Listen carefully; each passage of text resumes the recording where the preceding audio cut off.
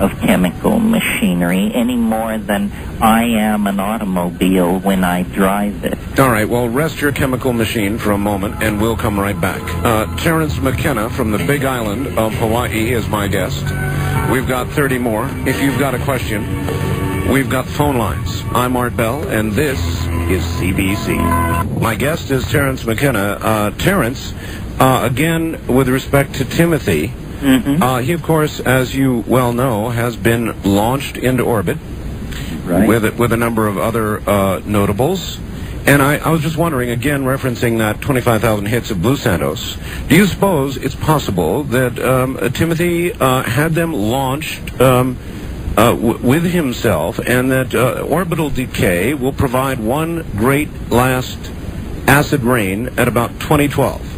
Well, he did want to prove that you can take it with you.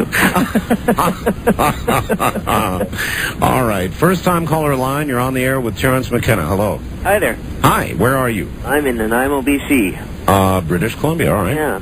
I first discovered you, Art, about 3 years ago, and I was getting you very faintly at night from KEX in Oregon. Yes. Now we've got you on CFUN in Vancouver, and we're all real happy about it. Thank you. You keep us up all night. So, Terence, Sure. I've read, I think, all of your books, if not most of them, and in True Hallucinations, there's a part where you have a mushroom in the hut with you and your brother, and he makes a sound that you describe, but I think nobody else that, unless we were there, we wouldn't understand the sound, makes the mushroom glow, or appear to. And you were speaking before about human consciousness interacting through resonance with the universe around us. And I wonder if you could sort of explain how those two things tie in, and in doing so, I'd like to ask you if you've read The Holographic Universe by Michael Talbot. I have read The Holographic Universe. He was a friend of mine. He unfortunately died a few years ago. Resonance is the principle, almost magical, of action at a distance. You can play a certain open note on the cello, and the piano 50 feet across the room will sound in the same octave. So resonance, we know exists. It's a musical phenomenon, but what we need to realize, I think, is that resonance is built into time.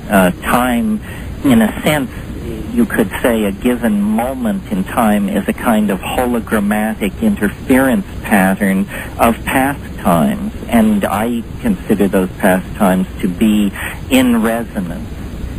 So one of the things Art and I haven't discussed tonight about my time wave is that it does allow you to look at a certain period of time and decide what it was in resonance with in the past, and those past epochs that are influencing it, then their influence can be seen in popular fads, furniture styles, what movies are up, that sort of thing. Now, with the DMT, you say it's produced in our bodies. It is. Can the DMT molecule in the brain change our electron spin resonance in the molecules in our brain? And can that possibly make our brain act as an antenna that allows us to see all those other things that you're talking about? Well, these are the kinds of ideas that my brother and I were playing with clear back in the early 70s, and the tragedy, one of the tragedies of the repression of psychedelics is not that they were taken out of the hands of the curious public, but that they were made off limits to scientific research. Not that anybody put up a sign, but it was very clearly understood that pharmacologists who specialized in psychedelics could expect to be passed over, not promoted, not given the plum jobs. I could spiel off a dozen questions, very interesting central questions about the mechanism of psychedelics that we could answer with ordinary clinical studies. It's simply that how do you do ordinary clinical studies on substances that the government has made illegal? It's impossible. Of course you don't. Wildcard line, you're on the air with Terence McKenna. Hi. Wow, this is a very serendipitous meeting. Thank you. I play around with a lot of EEG for the last few years, and I find that I do serendipitous things, but unplanned. Hey, thanks, Art. Sure. What do you think? Well, there was one physicist, I can't think of his name. He describes time as nature's way of keeping things from happening all at once. That's exactly what Terence just said we're going to come to at the 0 point 2012. Yeah. Yeah. Well, I wanted to get back into a little bit of physics, but almost cosmic physics, having to do with black holes. Okay. And I wanted to ask you how you felt about the black hole being nature's way of the ultimate recycling device in the universe. Well, it certainly is this. Anything which falls into a black hole is deconstructed down to spin and angular momentum, and I think all other information is stripped out of it. I think, if there can be gravitational wells like that, then there can also be the kind of novelty wells that I'm suggesting. In other words... Novelty wells? Well, if statistical probability is not a very clear way of looking at the universe, if in fact probabilities vary through space and time of any given event, then there will be areas of extremely high improbability and conversely probability.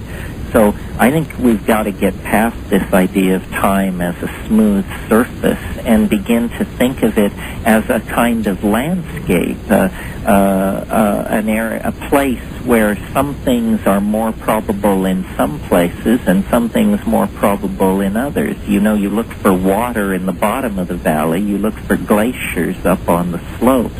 I think time has a topography. It is a topological surface of some sort, and science in the West has just completely sailed past all this. Well, how is it described? Well, I don't want to make it a long thing out of this, but... Well, in Newton it's described as pure duration, in other words, perfect flatness. Then Einstein comes along and he says, well, no, in the presence of massive gravitational objects, space-time has a very smooth and slight curvature. What I'm saying is that even at local scales, time is variable, and that when we explode time at any scale, we discover the same fractal patterns as we're seeing on scales far above and far below it. So really, or far in and far out of it, too. Far in it and far out of it. So really what it is it's like a Fourier transform or something like that. It's a holographic matrix that is self-similar on many scales.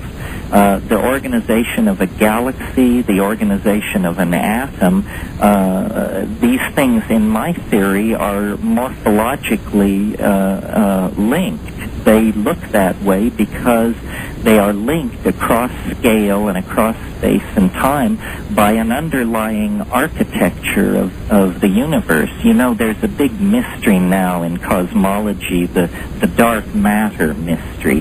Where is 90% of the matter? For the galaxies to be hanging together under the laws of gravity, 90% of them must be missing.